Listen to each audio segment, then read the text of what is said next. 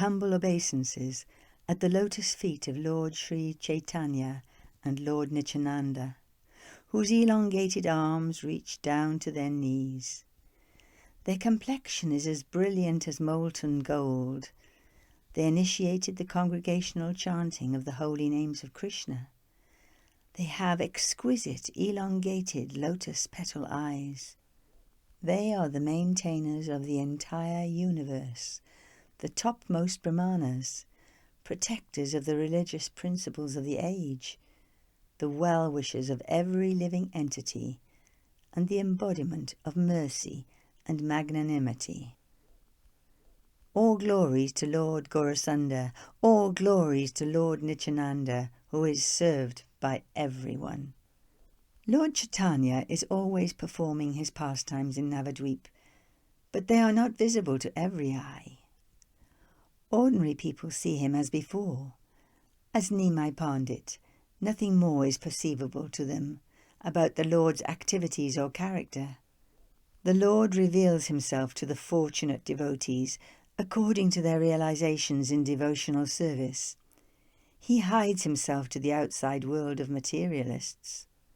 One day, the Lord suddenly expressed a certain feeling to Lord Nityananda and Haridas Thakur. Listen, Nityananda and Haridas.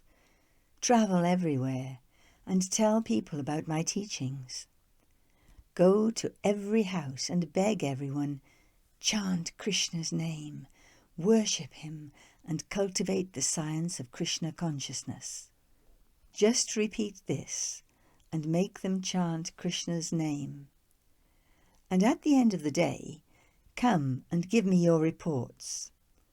Those who do not comply to your requests, I will come personally and cut them with my Sudarshan chakra. The Vaishnavas were very amused to hear the Lord's orders, and there was no question of anyone trying to change any of it. Considering that Lord Nityananda has accepted these orders with utmost respect, anyone who disregards them is demented. If someone is only serving Advaita Acharya but does not worship Lord Chaitanya, he will be destroyed by Advaita Acharya himself. Lord Nityananda and Haridas Thakur, the two lords, were on their way in a blissful mood, with Lord Chaitanya's order as their prime inspiration. They visited every house, going all over Nadia, and requested all, chant the holy names of Krishna and worship him. He is everyone's shelter, friend, and most treasured wealth. Practice Krishna consciousness with undivided intent. Wearing robes of renunciates, they approached the householders. Many invited them for food, but they only replied, I only beg of you to chant Krishna, worship him, and cultivate devotional service. This is all they repeated, and went on their way. The pious received their instructions well, with faith, being also impressed by their effulgent figures, and replied happily to them, expressing their pleasure, I will do so, I will do so. Someone else said, You too have mental aberrations due to wrong advice from others. You have become mad because of bad company. Why have you come to infect us with your madness? Good and healthy persons have gone mad because of Nimai Pandit's bad influence. Those who were disallowed entry into Srivas Pandit's house during Kirtan to see Lord Chaitanya's dance would react insolently to this saintly pair. They shouted, Beat them! Beat them! Still others said, Maybe these two are informers of thieves, and under the present pretext and garb, they are collecting information. Why should saintly men act in this manner? If they come this way again, I will hand them over to the law. These comments only amused Lord Nityananda and Haridas Thakur. They did not feel hurt or daunted. They simply continued to preach Lord Chaitanya's message every day, and on returning described everything to Lord Chaitanya. One day they came across 2 drunkards who were totally intoxicated, giant in size and who looked like the worst kind of pirates. Their tales of wicked acts are unending, and there was not a sin that they had not committed. Although they were born in a Brahmana family, they used to consume liquor and beef, rob, steal and burn others' houses. They disobeyed the court's injunctions against them and always avoided appearing before the officers of law. All day they engaged in their wicked activities. The 2 drunks rolled on the public streets, and when one caught the other unaware, he pounded him with his fists. People watched this fun, while always keeping a distance. Just then Nityananda and Haridas arrived there. The 2 drunks sometimes embraced each other affectionately, and the next moment they would pull each other's hair. They used the most filthy and abusive language with each other. They ran the good name of the Brahmana class in Navadvip to the ground. Intoxication can ruin anyone's life and character. Although they had committed every conceivable sin, they were still free from committing offences against Vaishnavas. This was simply because they were always intoxicated and had no opportunity to criticize Vaishnavas. Even if Vaishnavas are offended in the company of many highly pious persons, still all their mercy is depleted. If Vaishnavas are offended even by an assembly of renunciates and sannyasis, such an assembly is more irreligious than a group of drunkards. For the drunks there is still a chance for salvation, but for those who are critical of Vaishnavas, there is no hope for liberation. In spite of studying the scriptures, a person may not become purified, and if such a person criticizes Lord Nityananda, then he is doomed. The 2 drunks were still very much intoxicated as Nityananda and Haridas came upon them. Nityananda turned to one member of the crowd in the street and asked, "Who are these 2 men? Why do they act like this?" They replied, "Gosain, they are Brahmanas from very good and noble parents, a very good and aristocratic family. Their family dates back many generations in Navadvip. Their family has a spotless reputation. These 2 are the black sheep of their family, and from the beginning they have been engaged in all sorts of sinful activities. Their family and society ostracized them, seeing their character, and from that time they have lived independently, as outcasts, in the company of other drunkards. All the residents of Navadvip are terrorized by them. They fear that any one of them could be the next target of their arson and looting. Everyone knows that they are capable of anything and everything." When Lord Nityananda heard these facts about the 2 scoundrels, his heart melted. He immediately felt great compassion for them and began to consider how he could save them. He thought, Lord Chaitanya incarnated only to liberate and save the most fallen souls. Who is more degraded than these 2? The Lord has appeared hiding his real identity. The ordinary folks are unaware of this, and they foolishly deride him. If my Lord is merciful to these 2 and saves them, then the entire world will acknowledge his supreme potency.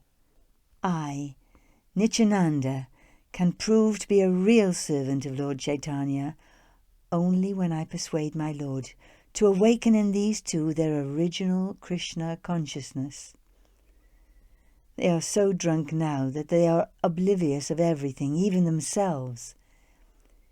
If they could become similarly engrossed in chanting the names of Krishna, if they could cry my Lord's name, then my preaching and travelling would be successful. People now have to bathe in the Ganges with their clothes on, for fear that even the shadow of these sinners will fall upon them. But if I could reverse this present condition, by the mercy of Lord Chaitanya, when people saw them again, they would feel clean, as though they had taken a bath in the Ganges.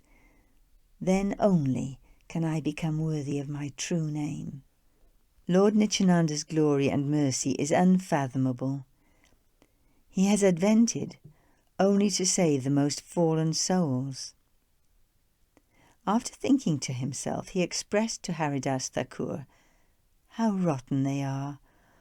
Although born in a Brahmana family, they are so debauched that there is no way that they can escape the worst kind of hellish punishment. The Muslim guards who whipped you almost to death were forgiven by you.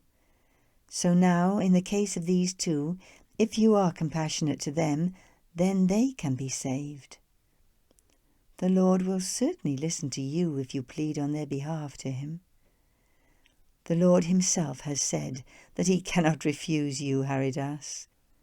Let the whole world see the magnanimity of our Lord, that he is the saviour of even these two.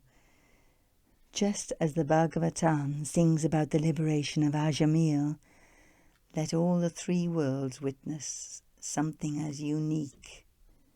Haridas Thakur is all too familiar with Nityananda's nature, so he considered that these two sinners were as good as saved. Haridas said, "Listen, my lord, your desire is certainly also the Lord's desire.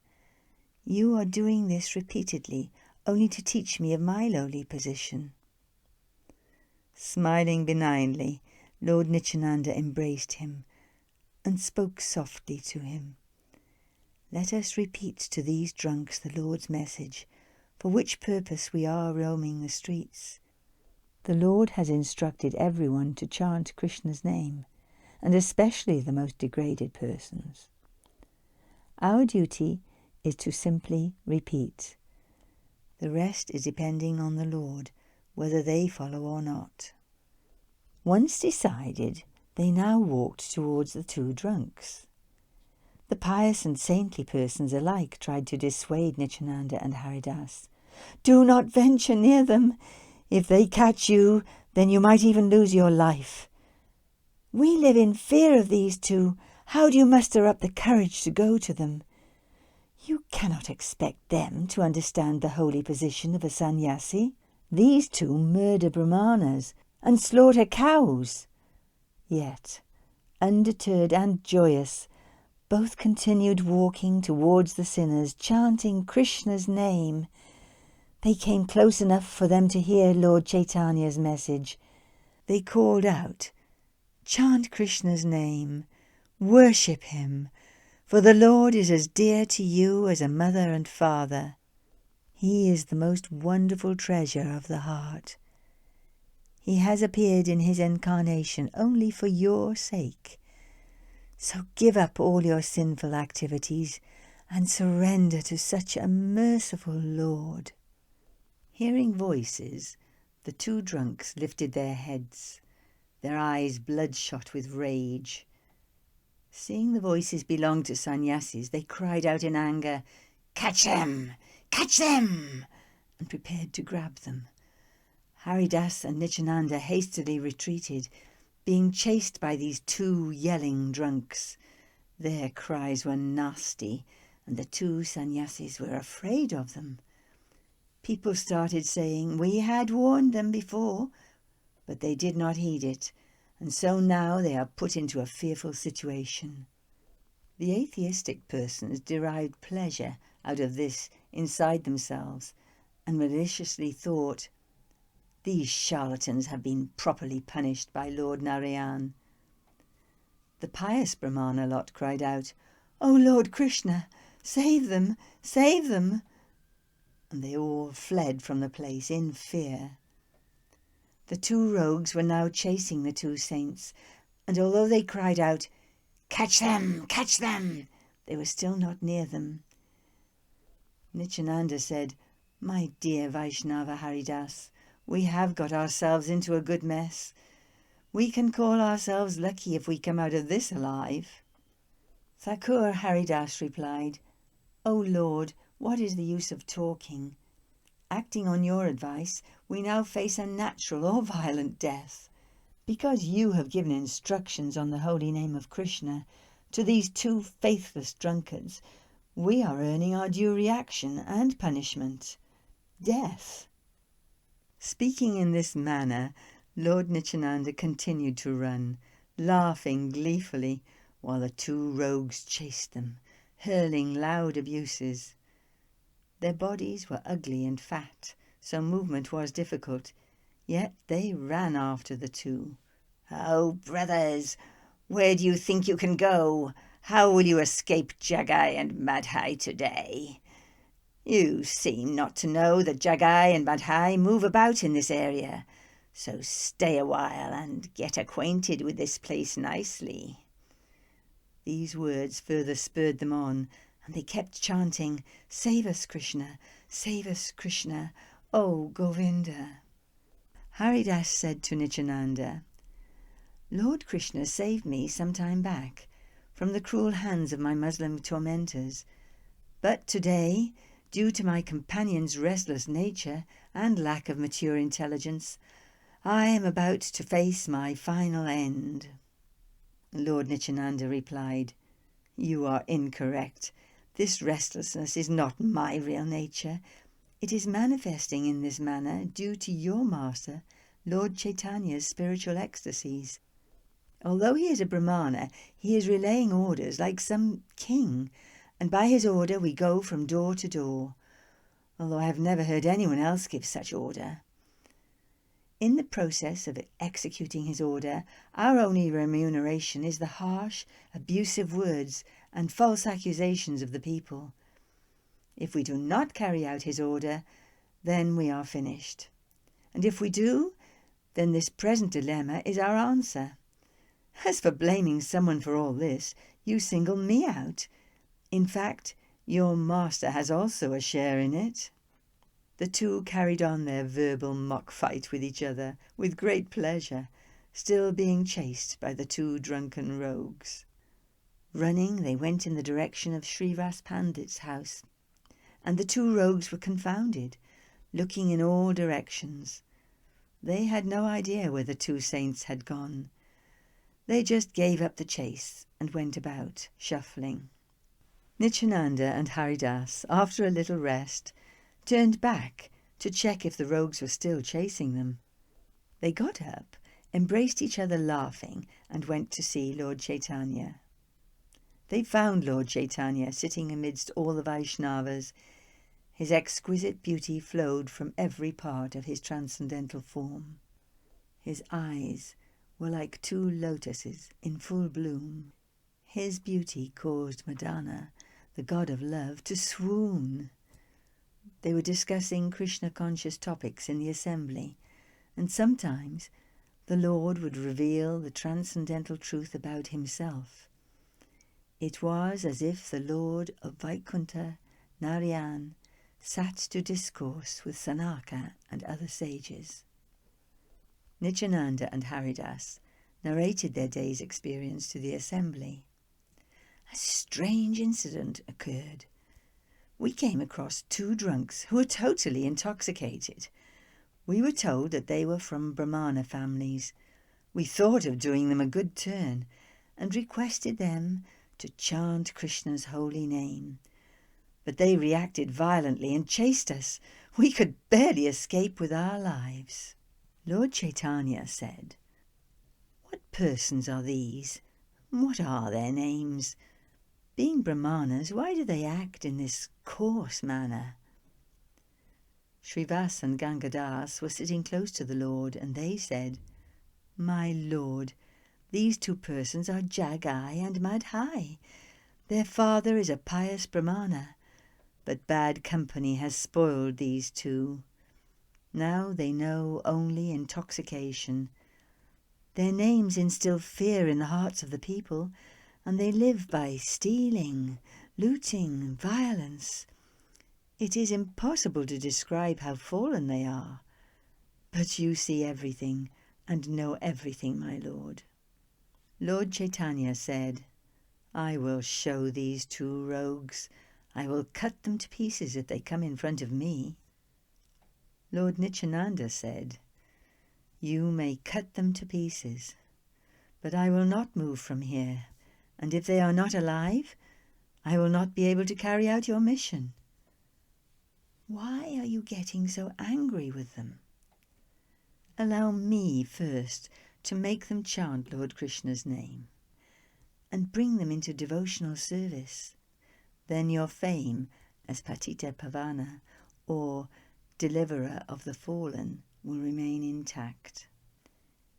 Your fame as Patita Pavana has increased when you saved me, but that fame will reach unlimited bounds if you deliver these two."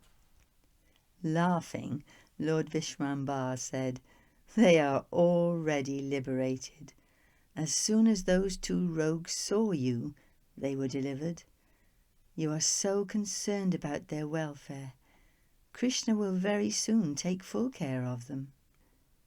The devotees broke out in jubilant shouts of "Hari, Hari!" when they heard Lord Chaitanya's words. They were convinced that the sinners were already saved.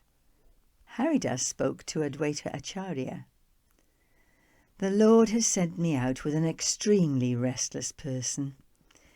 If I go in one direction, he will find another. He will jump into the crocodile-infested, swelling monsoon waters of the Ganges and try to catch the crocodiles. I stand on the banks shouting for him to return.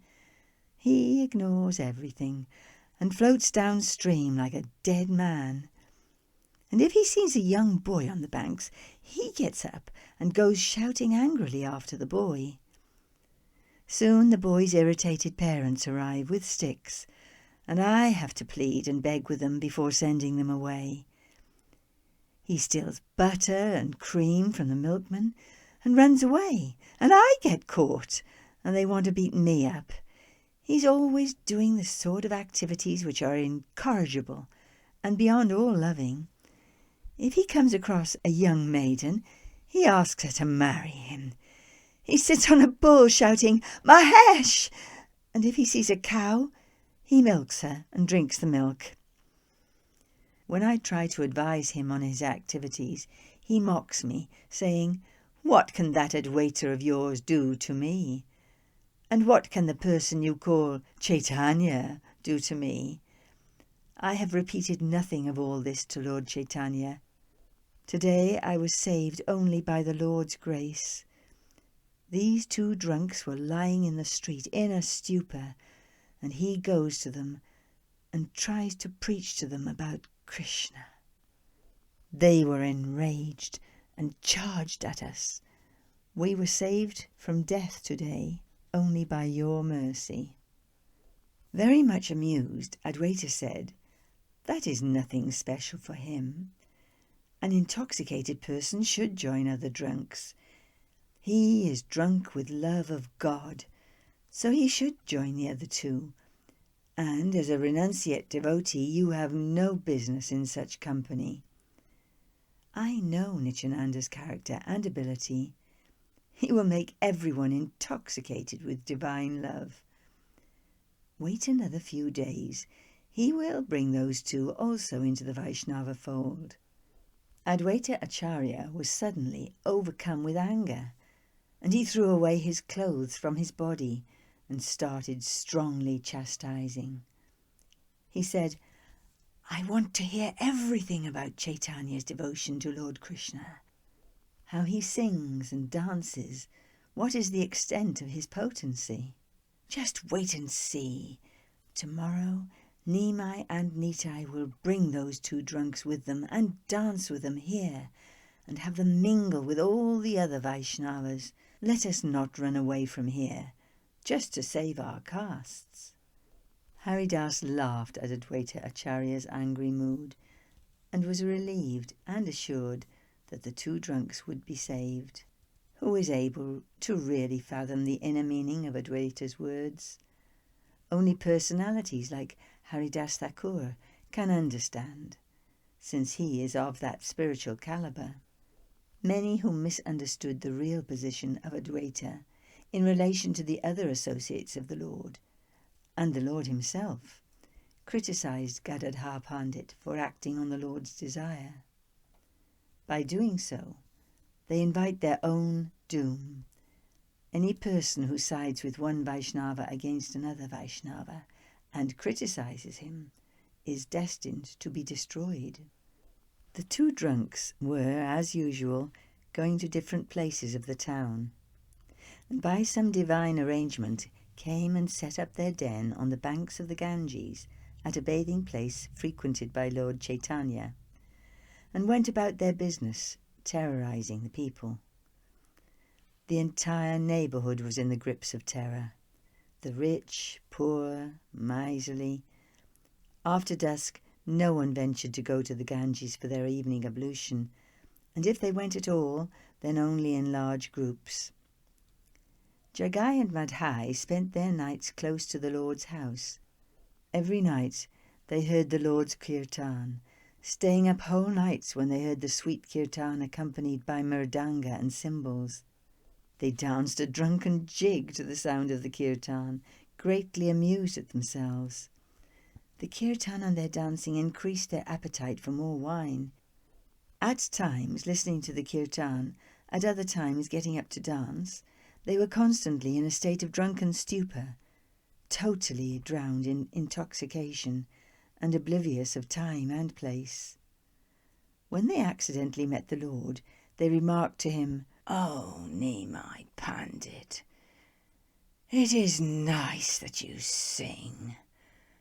I want to see how you sing the Mangala Chandi every night. I will bring all the paraphernalia for the Chandi Kirtan." Lord Chaitanya kept a distance from them, seeing their drunken state, but others went a different way altogether to escape these rogues. One day, Lord Nityananda was returning to Lord Chaitanya's house in the evening, after moving about town the whole day. The two rogues went and halted him. Jagai and Madhai shouted out, "Who is it?" Nityananda replied, "I am going to Nimai Pandit's house." In a drunken state they commanded, "What is your name?" Lord Nityananda replied, "My name is Avaduta." Lord Nityananda, lost in the mood of a young boy, began to converse with the two drunks while performing his leela. He had already made up his mind that he would deliver them, and so he had purposely chosen this time to come this way. When Madhai heard the name Avaduta, he picked up a piece of broken earthen wine pot, and burning with rage he threw it at Nityananda. The stone struck Nityananda on the forehead, and it started bleeding. Lord Nityananda quietly meditated on Krishna. Jagai was deeply shocked to see blood dripping from Lord Nityananda's forehead. When Madhai once again raised his arms to strike Nityananda, Jagai caught his hands. He said, "Why do you do such a heartless, brutish thing? What can you gain by striking this foreigner? This Avaduta is innocent. Do not hit him again. He is a renunciate. Hitting him will not benefit you." People went running to Lord Chaitanya and informed him of the incident. The Lord immediately collected a large army of his disciples and arrived at the spot. Lord Nityananda was still amidst the two, blood dripping all over his body, but he was smiling. When Lord Chaitanya saw blood on his beloved Nityananda, he went into a fit of wrath and cried out, "Chakra! Chakra!" calling for his most devastating weapon, the Sudarshan disc. The chakra immediately appeared, looming ominously before the very eyes of Jagai and Madhai. The devotees became very fearful, and Nityananda quickly went to Lord Chaitanya, begging him. When Madhai was about to hit me, Jagai tried to check him, but accidentally I was hit, and although you see blood on me, I do not feel any pain. Please be calm, my lord. I have no pain. See, I beg of you to spare them and give them to me." When the words of Jagai being checked penetrated Lord Chaitanya's hearing, he became very pleased, and he went up to Jagai and embraced him. He said to Jagai, "May Lord Krishna bless you. You have won me over by protecting Nityananda. You can ask for anything you very much desire. I shall grant you the boon, and from today may you be firmly situated in a pure, devotional life, experiencing love of Godhead." The Vaishnavas became joyous, appreciating Lord Chaitanya's blessings on Jagai with loud cries. And when Jagai heard Lord Chaitanya blessing him with love of Godhead, he fell unconscious with ecstasy. Lord Chaitanya said, "Jagai, rise up and see. I have really blessed you with the love of Godhead." Jagai then saw Lord Chaitanya in his four-handed manifestation, holding the conch, disc, mace and lotus. Jagai placed Lord Chaitanya's lotus feet on his chest. Jagai knew that the lotus feet on his chest sustained Lakshmi Devi's life, and so he caught them tightly as his most treasured object, and wept like a child purified of his sins. Lord Chaitanya is always performing such wondrous pastimes. The same soul resides in both Jagai and Madhai. One was purified of all his sins, and the other still a sinner. While Jagai was praying to Lord Chaitanya, Madhai was already being transformed within. Overlooking the presence of Lord Nityananda, Madhai quickly got up and threw himself like a stick before Lord Chaitanya, and catching hold of his lotus feet, he prayed, "Both of us were sinners, sinning together in the same place, at the same time. Why was your mercy shown to one and not the other, my Lord? Be merciful to me. I shall chant your holy name, for there is no one else who can deliver a wretch like me." Lord Vishwambara replied, "I cannot deliver you. You were responsible for shedding Nityananda's blood." Madhai replied, "You cannot say this, my lord. How can you act against your own religion? In your previous incarnation, why did you give liberation to those demons who are piercing your body with arrows?" The Lord replied, "Your offence is far greater than those demons, because you have hurt Nityananda, my most beloved associate. I am revealing to you this truth, that Nityananda's body is more dear to me than my own is to me." Madhai said, "You are already revealing the truth to me. Tell me, how can I be saved? You are the supreme healer of all diseases. I can be healed of my disease only by your treatment. Please, do not deceive me any more, O Lord of the universe. Your real identity is already known. Who can you hide it from?" Lord Vishwambara said, "You have committed a grievous offence. Go and fall at Nityananda's feet." Madhai threw himself at Nityananda's feet, following Lord Chaitanya's instructions. Lord Nityananda's lotus feet are eternal treasures, and once anyone holds on to them, he will never be forsaken. This fact is well understood by Revati Devi. Lord Vishwambara said, "Listen, dear Nityananda, he is at your feet. You must show him mercy. And because he was responsible for shedding your blood, so only you can forgive him." Lord Nityananda said, "What can I say or do, my lord? Everything is a transformation of your mercy. If I have acquired any piety due to devotional service to you, then let all my pious results be given to Madhai. And as for the offences against me, I do not mind them. But you, Lord, should leave aside your deception and unconditionally shower your mercy on Madhai." Lord Vishwambar said, "Now that you have forgiven everything, why not also give Madhai your transcendental embrace?" Receiving Lord Vishwambar's order, Nityananda firmly embraced Madhai, and Madhai was immediately relieved of all sinful reactions, and his body became surcharged with Lord Nityananda's spiritual powers. Jagai and Madhai were now completely purified of all sins, and they began to glorify both their lordships, Gaura Nitai. Lord Chaitanya said, "From now on, do not commit any more sinful activities." Jagai and Madhai replied, "Never again, my lord." Lord Chaitanya said again, "Both of you, listen carefully.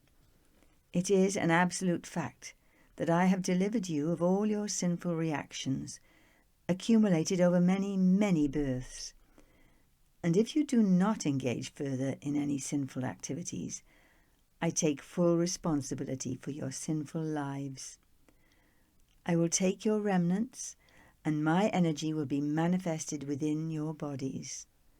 The Lord's promise to the two was like sweet nectar in their ears, and they fell down in a state of blissful trance, hearing his words. All misconceptions and nescience dissipated from their minds, and Jagai and Madhai were exhilarated in these moments of spiritual happiness. The Lord perceived this mood and instructed his men accordingly. "Take these two men to my house, and I will perform kirtan with them. I will give them today what is rarely accessible to even Lord Brahma.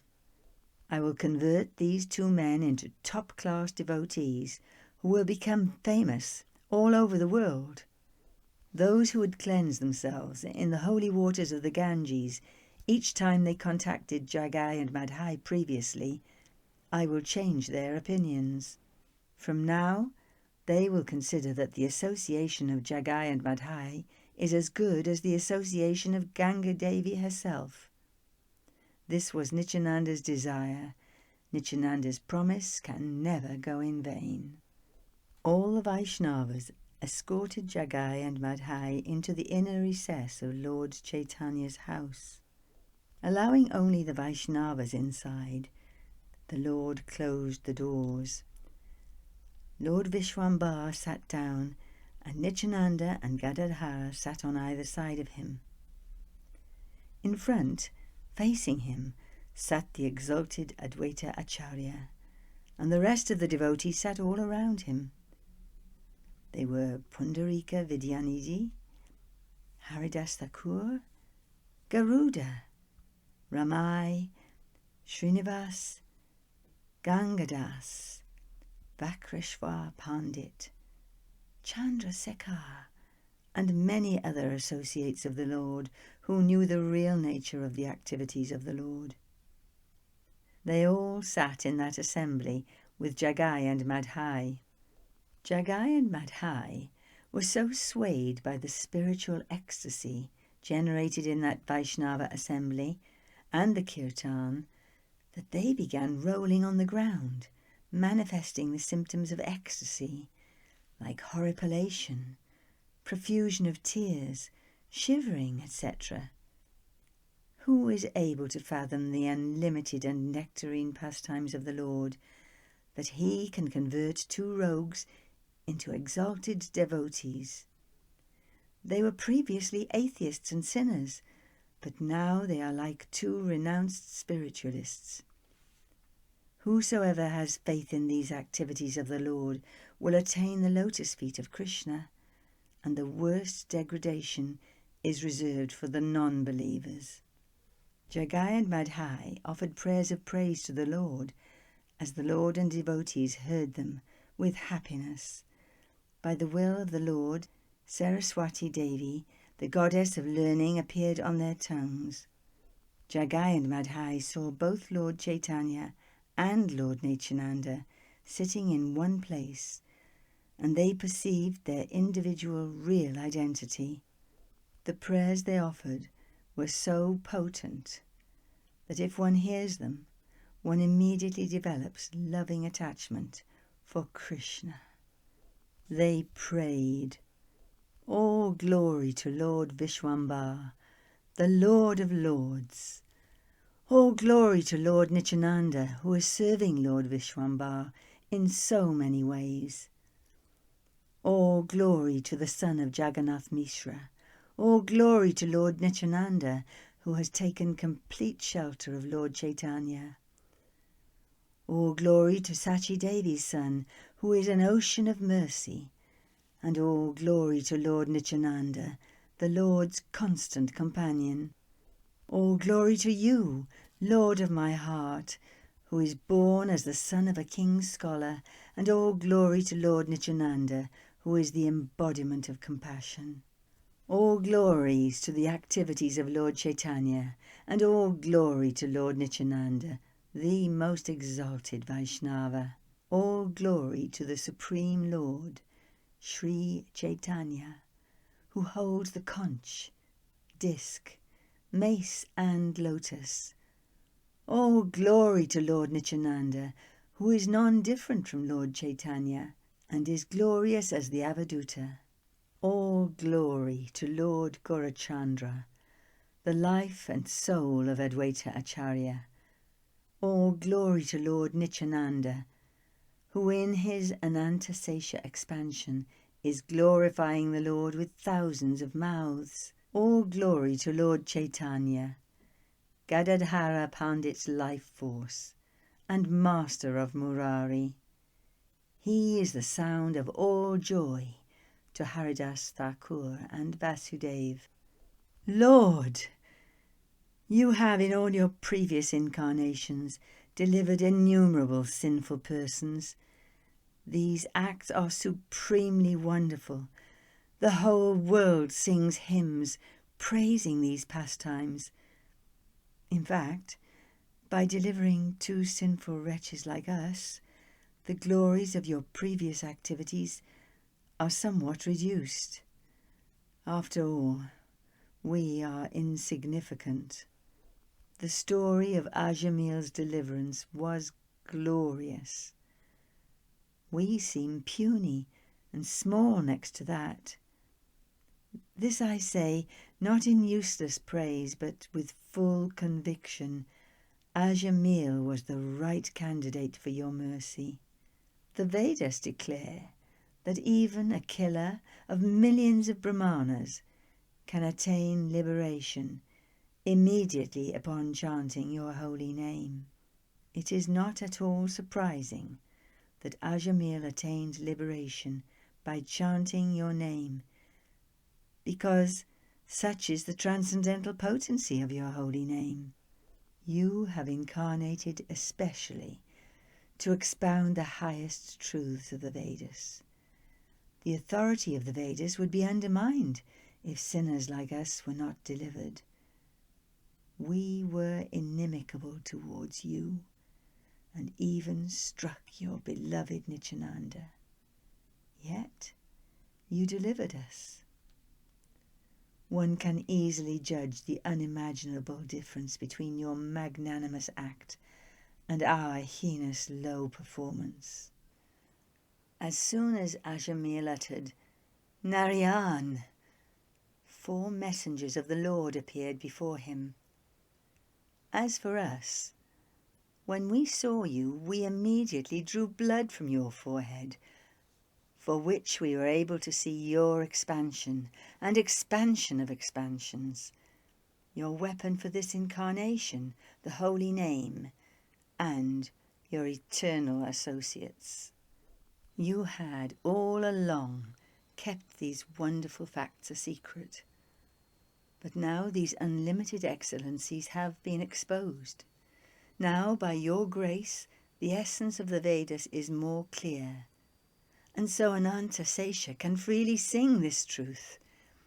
Now the hidden storehouse of your transcendental qualities has been opened. And the best example of this is that you have saved us out of your causeless mercy. Demons, like Kamsa, although cruel to you, still attained liberation after you killed them. You have so many places which are most confidential. And some of the kings and warriors could see a little of it, unravelled, when they fought with you at the Svayamvara. Although they could see you face to face, they all met with doom. Those devotees who had cleansed themselves in the holy waters of the Ganges, if perchance they even stepped on our shadows, now touch and mingle with us. O Lord, in every respect, your activities are super-mundane, and there is no way to deceive anyone any more about your transcendental nature. Everyone is well aware of this.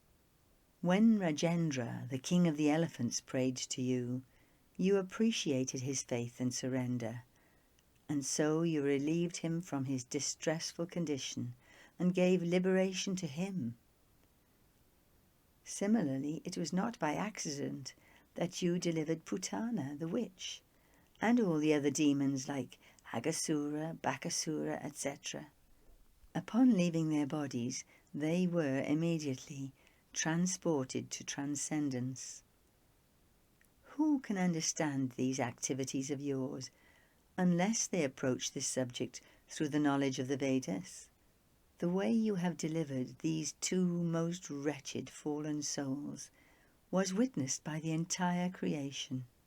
All the wretched sinners you have delivered so far had some kind of qualifications, but we have not a single qualification, and yet you causelessly delivered us because of your unlimited merciful nature.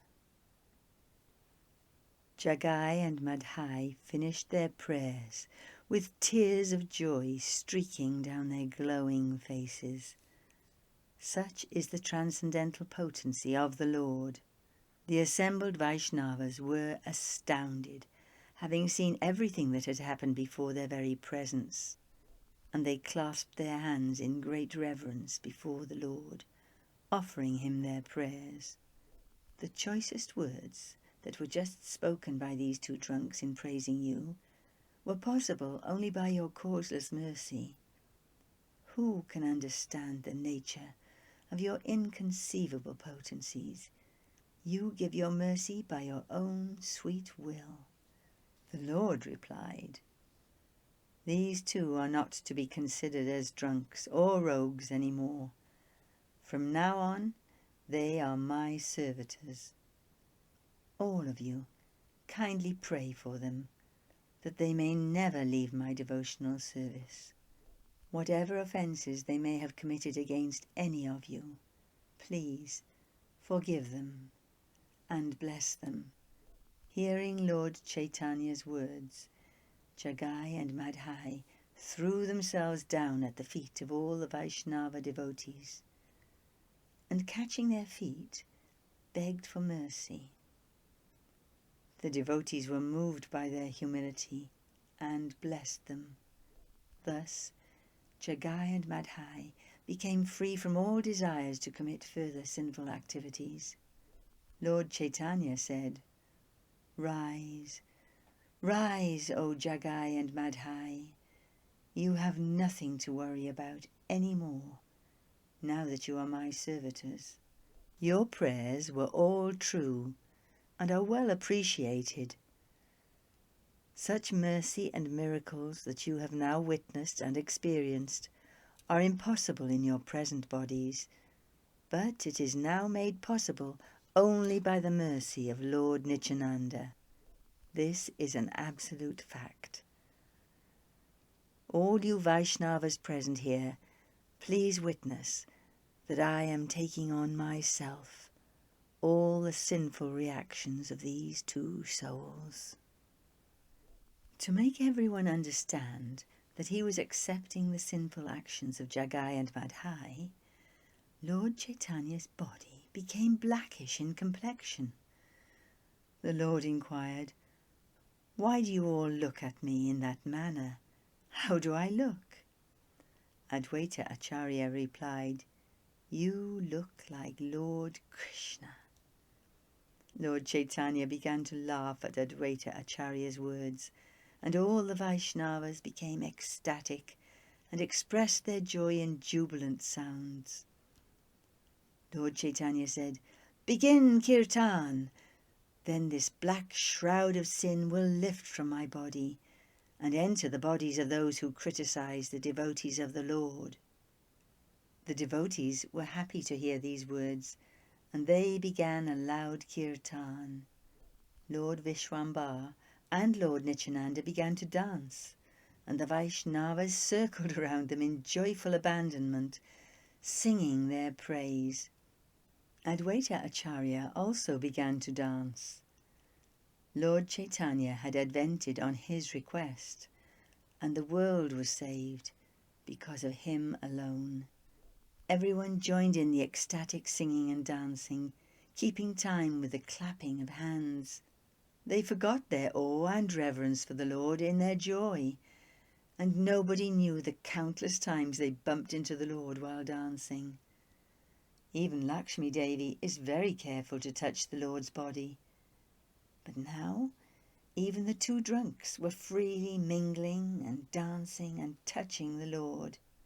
Mother Sachi sat in the inner chambers with her daughter-in-law and saw everything, feeling herself carried away on waves of ecstasy. Everyone was drowned in the flood of happiness, of love, of Godhead. You know this chant? Hare Krishna. Yeah. Hare Krishna. Hare Krishna. Krishna Krishna. Hare Hare. Hare Rama. Hare Rama. Rama Rama. Hare Hare. Hare Krishna, Haribo, thank you. Hare Krishna, Krishna Krishna, Hare Hare, Hare Rama, Hare Rama, Rama Rama, Hare Hare. Hare Krishna, Hare Krishna, Krishna Krishna, Hare Hare, Hare Rama, Hare Rama.